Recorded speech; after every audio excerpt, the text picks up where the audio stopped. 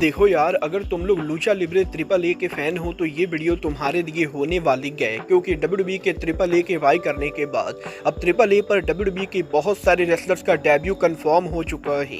AEW में Mercedes moon के creative power को लेकर सोशल मीडिया पर काफी बड़ी कंट्रोवर्सी हो चुकी है। डब्ल्यूएक्सएम के मुंबई में पहले शो के बाद शो को लेकर काफी सारी रिपोर्ट आ चुकी है। तो गाइज वहीं एईडब्ल्यू के कल होने वाले कोलिजन शो के ऊपर हमें यहाँ पर क्या कुछ चीजें देखने को मिलेंगी, इसको लेकर हम इस वीडियो पर बात करेंगे। तो गाइस चलिए बिना किसी देरी के शुरू करते हैं इस वीडियो को। और सबसे पहले बात करेंगे इंडिया की न्यू रेसलिंग कंपनी डब्ल्यूएक्सएम रेसलिंग की। गाइस यहाँ पर ये बात तो मैं आपको ऑलरेडी बता चुका हूँ। कल रात को 2 मई को इंडिया के अंदर पहली बार डब्ल्यूएक्सएम रेसलिंग ने मुंबई के अंदर उनका डेब्यू शो किया। और कल यहाँ पर रात 8 बजे के ऊपर एनएससीआई डोम के अंदर डब्ल्यूएक्सएम के बिगेस्ट शो के ऊपर काफी सारी बड़ी चीजें हुई। वेल गाइस कल यहाँ पर डब्ल्यूएक्सएम के शो के ओपनिंग के ऊपर ही मॉडर्न डे महाराजा जिंदर महल अपीयर होते गए, जो यहाँ पर इंडिया में शो पर क्राउड को हाइप करते गए। बट इसके बाद यहाँ पर आईसीडब्ल्यू के फॉर्मर रेसलर सास सैमुअल्स के द्वारा जिंदर महल को इंटरप्ट किया जाता है और वो यहाँ पर जिंदर महल को शो के मेन इवेंट के ऊपर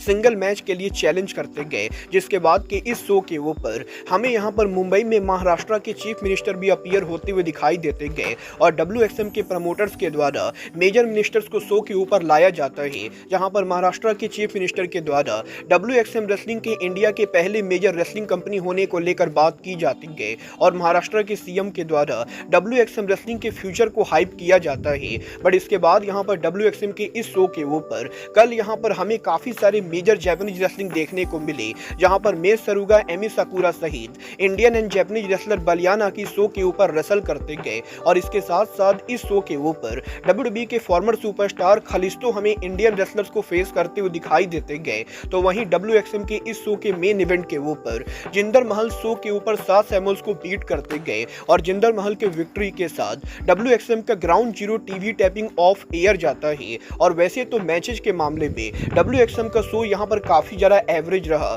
बट गाइस जिस तरीके से डब्ल्यूएक्सएम रेसलिंग ने कल यहाँ पर एनएससीआई डोम में शो के लिए प्रोडक्शन और सेट डिजाइन लगाया था, वो यहाँ पर काफी ज्यादा जबरदस्त था। और प्रोडक्शन के मामले में डब्ल्यूएक्सएम रेसलिंग का ये शो काफी ज्यादा सक्सेसफुल रहा है। बट बात करें अगर यहाँ पर शो के अटेंडेंस की, तो मुझे यहाँ पर ये बोलना पड़ेगा कि अटेंडेंस के मामले में ये शो मेजर लेवल का फ्लॉप रहा, क्योंकि जहां एनएससीआई डोम की कैपेसिटी करीबन 8000 के बराबर है, वहीं इस शो के लिए अरीना में मुश्किल से यहाँ पर 2000 लोग अपीयर हुए। और वैसे तो शो की लोएस्ट टिकट प्राइस करीबन 250 रखी गई थी, बट 250 रुपए टिकट प्राइस होने के बाद भी डब्ल्यूएक्सएम के शो के अरीना के अंदर अपर ब्रॉल पूरी तरह से खाली था। और गाइस यहाँ पर 250 रुपए टिकट प्राइस होने के बाद भी अपर ब्रॉल के अंदर बहुत ही कम लोग बैठे हुए थे। और इसीलिए इंडिया के अंदर मुंबई में डब्ल्यूएक्सएम के इस शो के लिए कंपनी ने तो यहाँ पर उनकी तरफ से काफी सारे एफर्ट किए और कंपनी ने यहाँ पर उनकी तरफ से काफी सारे मिनिस्टर और सेलिब्रिटीज को बुलाए। बट इसके बावजूद भी डब्ल्यूएक्सएम का ये शो अटेंडेंस के मामले में मेजर फ्लॉप शो रहा है।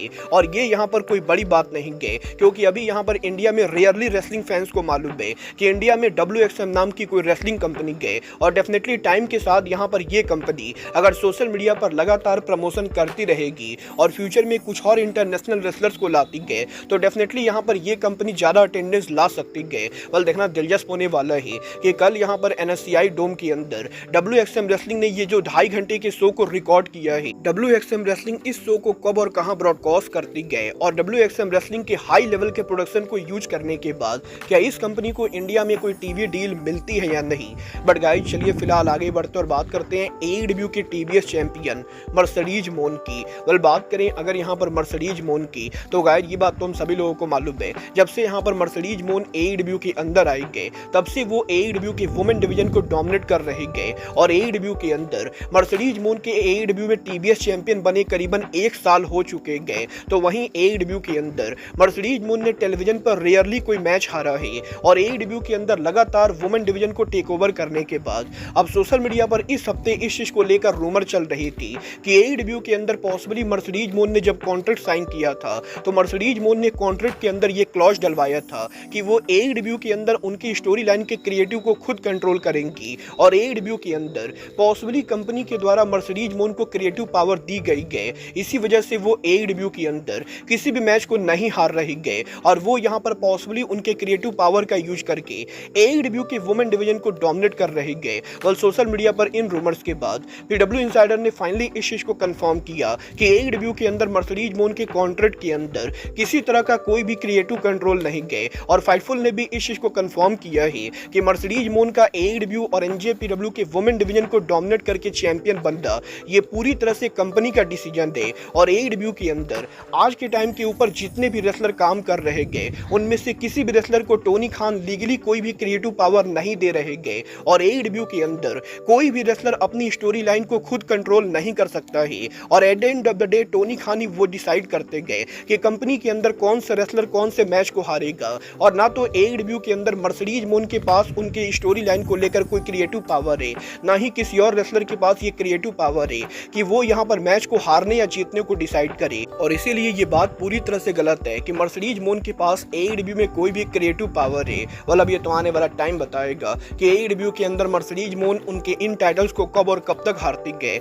बट गाइज चलिए फिलहाल आगे बढ़ते और बात करते हैं the Lucha Libre triple A की। वेल गाइज ये बात तो हम सभी लोगों को मालूम है, WWE के ट्रिपल ए को बाय करने के बाद WWE और ट्रिपल ए का पहला क्रॉस ओवर शो हमें 7 जून को किया फोरम में देखने को मिलेगा, जहां पर NXT वर्सेस ट्रिपल ए के बीच में वर्ल्ड कोलाइड पेपर व्यू होने वाला है। और यहीं अब लूचा लिब्रे ट्रिपल ए के अपकमिंग क्रॉस ओवर शो को लेकर इस हफ्ते लूचा लिब्रे ट्रिपल ए के फॉर्मर ओनर और करंट मैनेजिंग डायरेक्टर डोरियन ने उनके लेटेस्ट इंटरव्यू के ऊपर बात की, जहां पर डोरियन ने इस चीज को कंफर्म किया है कि डेफिनेटली 7 जून को NXT और ट्रिपल ए के शो के ऊपर हमें यहां पर काफी सारे क्रॉस ओवर मैचेस देखने को मिलेंगे। बट इस शो के बाद भी लूचा लिब्रे ट्रिपल ए मैक्सिको के अंदर इस साल उनके जो मेजर शोज करने वाले गए उन शोज के ऊपर WWE के some of the most popular wrestler triple A के ऊपर डेब्यू AKA रिटर्न करेंगे। और डोरियन ने इस चीज को कंफर्म किया है कि करीबन 7 सालों के बाद पहली बार 2025 के अंदर रे मस्टर्डियो जूनियर यहां पर ट्रिपल ए के ऊपर रिटर्न करने वाले गए।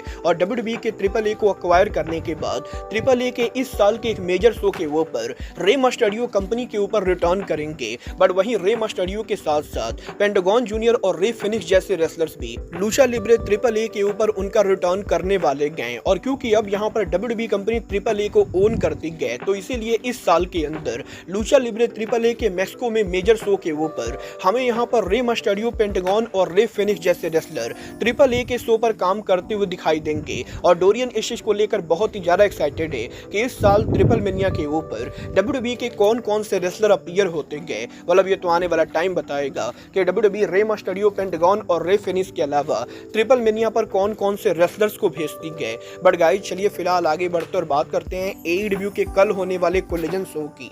वेल बात करें AEW के कल होने वाले कोलिजन शो की तो कल यहाँ पर AEW का collision show AEW company Atlantic city में बोर्ड वॉक हॉल के अंदर करेगी, जहाँ कोलिजन की ओवरऑल कैपेसिटी करीबन यहाँ पर 2300 के बराबर रखी गई है। और 2300 टिकट में से अभी तक कोलिजन के लिए करीबन 2000 टिकट सोल्ड आउट हुए हैं। बट अभी शो के ऊपर करीबन 300 टिकट सोल्ड आउट होना बाकी है, जो कि मेरे हिसाब से आराम से होने वाला है। बट बात करें कोलिजन के मैचेज और सेगमेंट की तो कल यहाँ पर USA में NBA गेम्स की वजह से कोलिजन शो TNT पर ना आके बल्कि TBS पर आने वाला है, जहाँ पर TBS नेटवर्क पर AEW के कोलिजन शो के ऊपर हमें यहाँ पर वुमेन डिवीजन की तरफ से दी हार्ली कैमरॉन एक्शन में देखने को मिलेंगी, जो यहाँ पर शो के ऊपर मेगन बेन को फेस करने वाली गए। बट इसके बाद AEW के कोलिजन शो के ऊपर कल यहाँ पर जॉस अलेक्जेंडर एक्शन में होंगे, जो सिंगल मैच में ब्रोडी किंग को फेस करेंगे। तो वहीं AEW की women's world champion Toni Storm एक और एलिमिनेटर मैच के अंदर हमें यहाँ पर लेडी फ्रॉस्ट को फेस करते हुए दिखाई देंगी। वेल फिलहाल तो कोलिजन पर AEW ने यही 3 मैचेज अनाउंस किए हैं। बट देखना दिलचस्प होगा कि कल यहाँ पर लाइव कोलिजन पर और क्या कुछ बड़ी चीजें होती गए और कोलिजन शो के ऊपर डबल और नथिंग पे पर व्यू को कैसे बिल्ड किया जाता है। बट गाइज अब आज के इस वीडियो में बस इतना ही। मैं मिलता हूँ आपसे अपने अगले वीडियो में। बट गाइज तब तक के लिए good bye, good night and bang.